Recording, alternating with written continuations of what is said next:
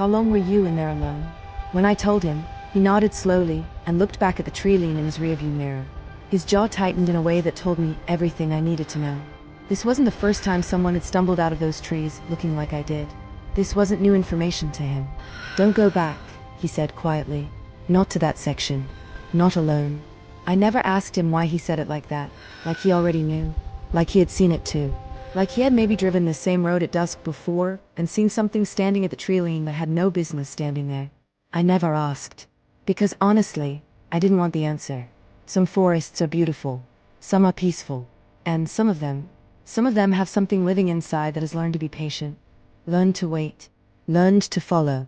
Whatever was behind me that afternoon in Oregon, it let me leave. Just like it let the others leave. For now. I actually laughed out loud at that point. A short, relieved, slightly embarrassed laugh. The kind you let out when the horror movie jump scare turns out to be a cat.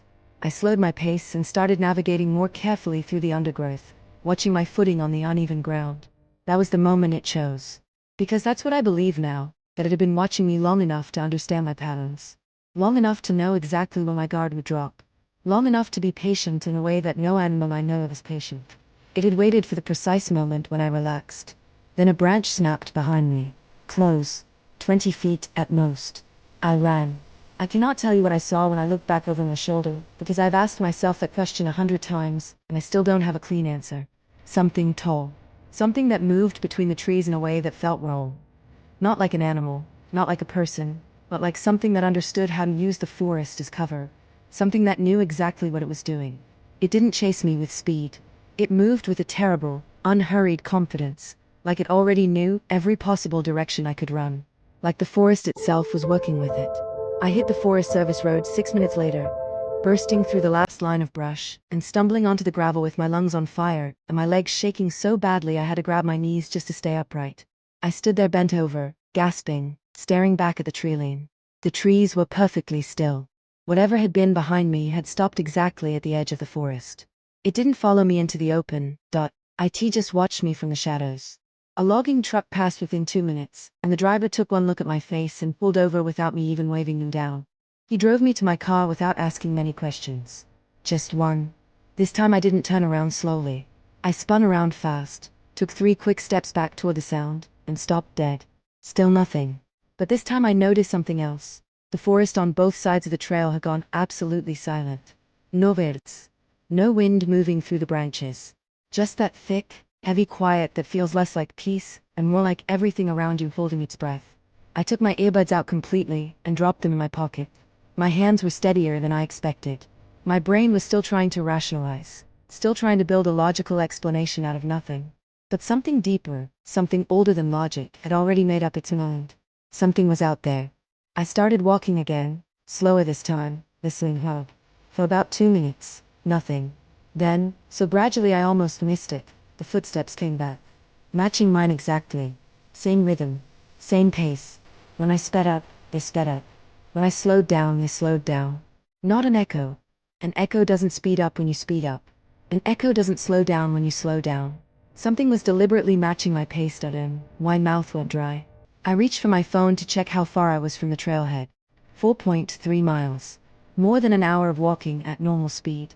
Way too far to run the whole way. I forced myself to think clearly, the way you do when panic is right at the edge of your mind, knocking hard on the door. I pulled up my offline map, identified a Forest Service road about 1.5 miles to my east, and made a decision. I was going off trail, but I stepped into the trees and moved fast, pushing through undergrowth, keeping the late afternoon sun on my right to maintain my direction. For about 10 minutes, nothing followed. The footsteps were gone. My heartbeat started to slow down. Maybe it had been an animal, I thought. Maybe a coyote following at a curious distance. Maybe I'd overreacted. The first 3 miles were flawless. The trail cut through old-growth forest. Massive Douglas firs so tall their tops disappeared into the canopy above. Soft forest floor cushioned with decades of fallen pine needles. The occasional flash of a bird cutting between the trees. It was the kind of place that makes you remember why you're alive. I had my earbuds in, music playing, completely relaxed. That was my first mistake. The music. Because it meant I wasn't listening. And, in a forest like that one, in a forest with something like that inside it, not listening is the most dangerous thing you can possibly do. I passed the 2-mile marker feeling strong.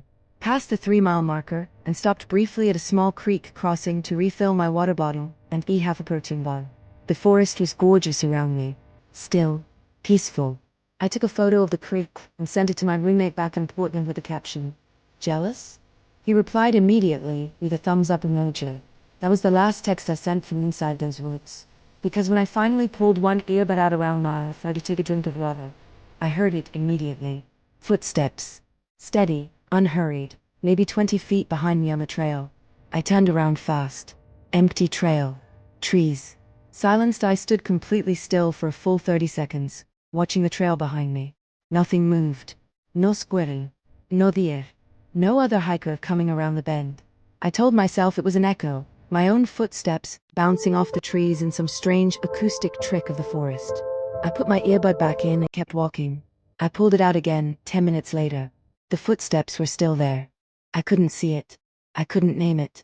But every single instinct in my body, every nerve, every muscle, every primitive piece of survival wiring built into human DNA over thousands of years, was screaming the same thing at the top of its lungs. Run. My name is Marcus. I am 31 years old. I work a desk job, I pay my taxes, and until 18 months ago, I would have laughed in your face if you told me that something unexplainable lives in the deep woods of the Pacific Northwest. I'm not the kind of person who believes in monsters. I'm not the kind of person who scares easily. But I'm absolutely the kind of person who knows the difference between being alone and being watched.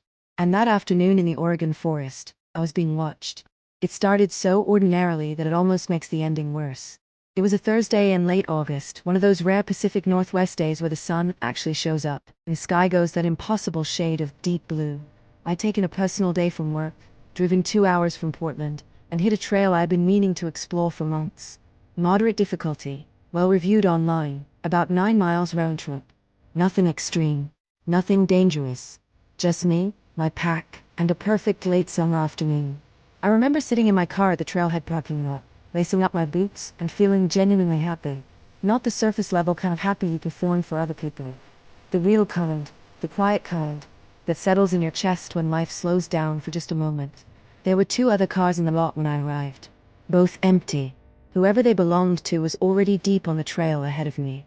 I thought nothing of it. I grabbed my pack, locked my car, and stepped onto the path. Stop what you're doing. I need you to listen carefully. Something followed me. Through 4 miles of forest. It matched every step I took, every turn I made. And when I finally ran, it didn't chase me. It just watched me leave. Like it was letting me go. This time.